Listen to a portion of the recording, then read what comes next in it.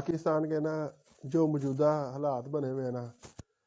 ہر بندہ پریشان نظر آ رہا ہے۔ اور پہلے ہوتا تھا کہ ملکی حالات خراب ہوتے تھے تو کوئی ایک سیاسی پارٹی ذمہ دار ہوتی تھی،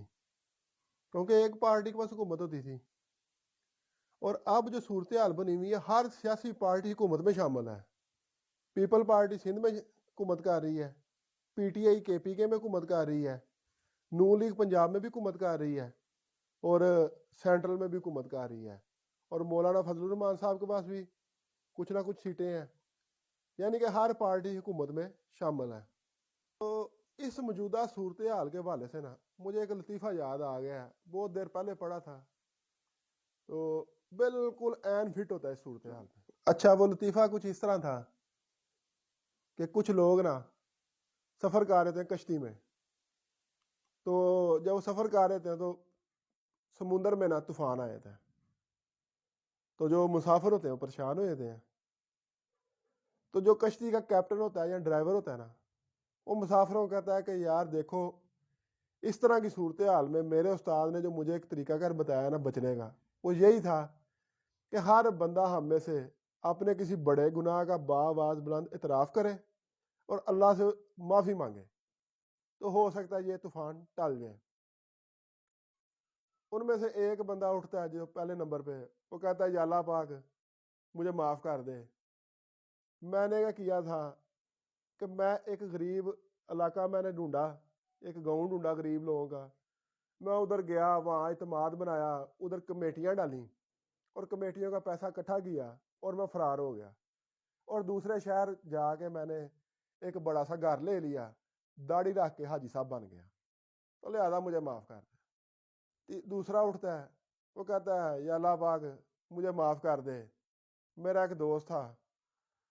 میری نہ اس کی بیوی پہ نظر تھی، اس کی بیوی جو سی تھی پیری مریدی کا کام کرتی تھی، تو میں بہانے سے نہ مرید بن کے اس کے گھر داخل ہوا، تو بیوی کو پہلے مرشد بنایا، پھر تلک بنایا، اور اس کی بیوی لے کے بھاگ گیا، اور دوست میرا کھجل ہو گیا۔ تیسرا اٹھتا ہے، وہ کہتا ہے یا اللہ پاک مجھے معاف کر دے، میں نے جو سا نا اپنے علاقے میں مسجد بنانے کے لیے لوگوں سے فنڈ اکٹھے کیے، اور جب میں نے اچھے خاصے فنڈ اکٹھے کر لیے تو میں وہ فنڈ لے کے فرار ہو گیا، اور اس سے اللہ کا گھر بنانے کے بجائے میں نے اپنی کوٹھیاں کاریں بنا لیں، تو لہٰذا مجھے معاف کر دیں۔ اس طرح ایک دو اور ہوتے ہیں مسافر، وہ بھی اپنے گناہ کا اعتراف کرتے ہیں، تو پھر اینڈ پہ نا وہ جو کشتی کا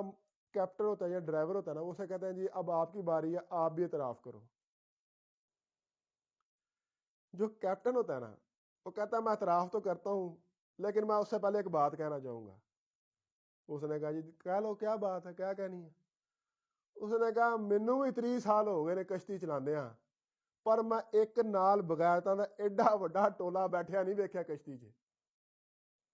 تو صورتحال بالکل کشتی والی ہو چکی ہے ہمارے ملک کی، ساری پارٹیاں حکومت میں شامل ہیں اور سب ہی گناہ گار ہیں، اور صورتحال ملک کی یہ ہو چکی ہے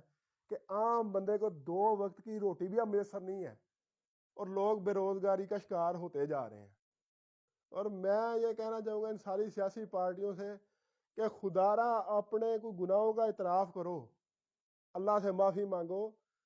تو کوئی ملک کا سوچو، کوئی طوفان ٹلے بے روزگاری کا ملک سے۔